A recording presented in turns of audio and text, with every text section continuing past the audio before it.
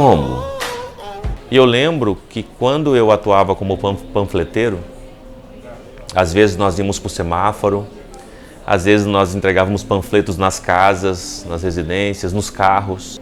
Eu e mais alguns outros moleques, meninos, né, alguns colegas, assim como eu, eram, né, adolescentes, pré-adolescentes de 15, 14 anos, que eram recrutados por uma loja de varejo nacional, mas aqui em Maringá, as casas pernambucanas, que é a mesma que existe hoje aqui em Maringá, é a mesma que eu trabalhei.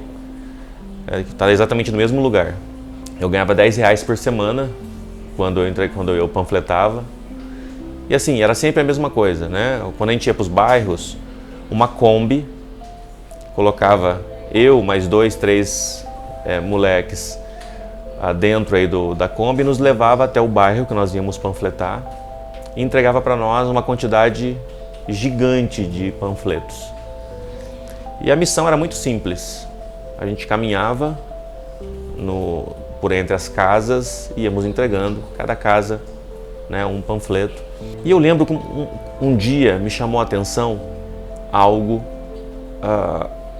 foi muito curioso. Tinha se passado apenas uma hora e meia que nós tínhamos começado a entregar folhetos. E eu passei em frente a um boteco de bairro, a um bar, e 2 dos meus colegas estavam lá dentro, bebendo tubaína e comendo um pão. E eu perguntei para eles: vocês já entregaram tudo? E eu estava com os meus milhares de panfletos amarrados no meu corpo, eram muitos. E eles: já entregamos, e caíram na risada. Na verdade, eles tinham jogado no bueiro ou qualquer outra coisa. Aquele dia eu fiquei até às 8 horas da noite entregando. Até o último panfleto. O adjetivo mais bonito que me chamaram era de bobo. Tá lá o bobão, né, que ficou trabalhando até às 8. Isso para mim é crucial no mundo dos negócios, caráter. Eu já rasguei contrato multimilionário por questão de caráter. Valores são inegociáveis. Inegociável. Dinheiro é algo que não tem fim. Eu cheguei nessa quantia, tá bom para mim, agora eu vou parar de acumular, de conseguir dinheiro. É algo que não tem fim. Então você desejar ter dinheiro por ter é algo muito frio. Você passar por cima de pessoas, você passar por cima, né, da sua educação, dos seus valores para você conseguir conquistar alguma coisa, é algo muito normal no mundo hoje. É algo muito comum. Não é difícil de se encontrar. Mas eu queria destacar algo que eu acho que foi mais importante nesse meu primeiro emprego, que foi como panfleteiro, que é a educação.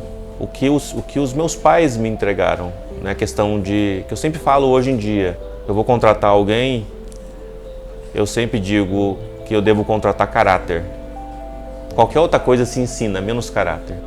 Eu acho que essa é uma peça fundamental do sucesso. Jack Welch, o CEO da GE, uma gigante no global, ele dizia o seguinte: jogue, mas jogue com as regras do jogo. Jogue com a verdade. Tem muitos dizeres populares que eu sou o primeiro a não defender, a falar que não é bem assim, que a realidade é outra. Agora, se existe um dizer conhecido, popular, que é muito verdade, é que, primeiro, precisamos deixar sempre portas abertas. Não importa por onde eu passo, eu tenho que deixar portas abertas. Segundo, o mundo dá voltas.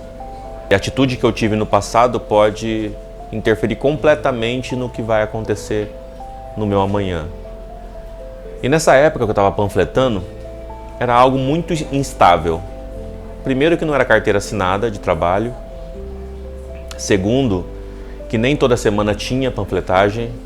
Tinha mês que eu panfletava uma semana só.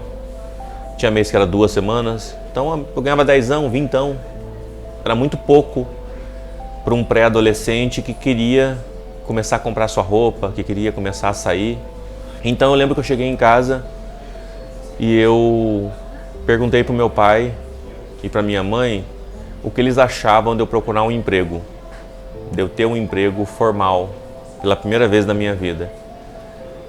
E naquela época, o primeiro emprego que vinha na mente quando se falava em trabalho era office boy. Office boy era o primeiro emprego de alguém que nunca havia trabalhado. E aí meu pai falou: filho, essa é a melhor opção para você começar. Você não precisa ter experiência e você vai ser um faz-tudo na empresa. Eu falei: boa, um bom passo. Mas como que eu faço agora? Como que eu descubro quem está precisando de um office boy? Na época, a maneira de descobrir empregos era onde? No jornal impresso. Nossa família é uma família muito simples, não assinava o jornal, mas a vizinha assinava. Eu vou então na casa da dona Hilda, bato palma e peço para ela o jornal emprestado. E para minha sorte, naquela edição que ela me empresta, tem 2 páginas inteiras de uma única empresa que era muito próximo da minha casa. Muito próximo assim, caminhando 30 minutos. Tinha como, sei lá, 30 vagas anunciadas. Eram muitas vagas diferentes. E eu olhei lá, office boy estava lá. Eu falei: maravilha, eu vou então me candidatar a essa vaga. Como que eu faço? E lá estavam as instruções para se dirigir até o escritório daquela empresa, munido com a carteira de trabalho e com um documento pessoal. Para a minha primeira experiência em fazer isso, eu pego então no outro dia minha carteira de trabalho e meu RG e eu vou caminhando até essa empresa. Quando eu chego lá, eu vejo uma cena que eu nunca mais vi. Nunca mais mesmo, até hoje. Havia cerca de 3 quarteirões de fila de candidatos para a vaga. E na frente do escritório da empresa tinham 2 mesas. E tinha 2 secretárias fazendo uma pré-seleção das pessoas. Fazia lá a pré-seleção, quem passava pela pré-seleção entrava no escritório para continuar os trabalhos. Demorou mais ou menos quase 2 horas para chegar a minha vez. E quando finalmente eu chego, né, para falar com aquela pessoa que está fazendo a pré-seleção, ela me pergunta: qual que é o seu nome? Ela sentada, eu de pé. E eu falo: Clemilson. E ela fala: trouxe os documentos? Eu falo: sim, está aqui. Entrego para ela. Ela pega meu RG, coloca de lado e começa a olhar minha carteira de trabalho. Ela folheia a minha carteira de trabalho até a última folha e ela volta e começa a olhar de volta. Quando ela termina de olhar minha carteira de trabalho, ela olha para mim e fala assim: você nunca trabalhou? Eu digo: nunca trabalhei. Ela fala: então aqui você nunca vai trabalhar. Pega os meus documentos e entrega para mim. Eu seguro uma lágrima assim, aqui quer cair, porque eu não consegui conter as lágrimas. Eu não respondo ela, eu não sei o que eu respondo, e eu pego e saio. E vou caminhando de volta para casa, muito triste, profundamente triste, decepcionado com aquela situação, sem entender muito bem: mas como assim? Como assim aqui eu nunca vou trabalhar?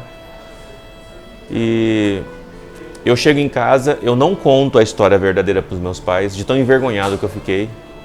Eu simplesmente falo que não deu certo.